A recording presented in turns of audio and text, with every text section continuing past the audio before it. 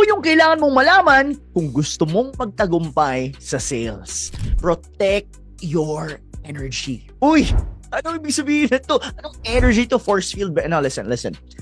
Papansin na yung mga salespeople, mga business owners, entrepreneurs, lagi silang may hawak na kape.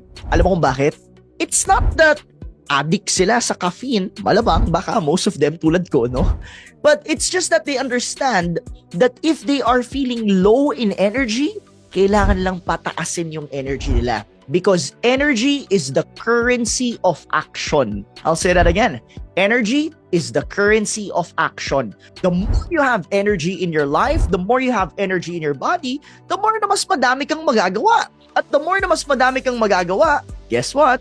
The more na mas madami kang resulta. Kaya kung mapapansin mo yung mga taong madaming resulta sa buhay, nag-gym, may kape, laging gising, naliligo ng malamig, you wanna know why? It's because they understand that energy is everything. Tulad nito. Oh man, grabe.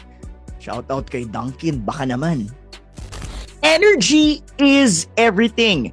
Learn to protect it. Learn to create it. Learn to distribute it properly. Kaya naman,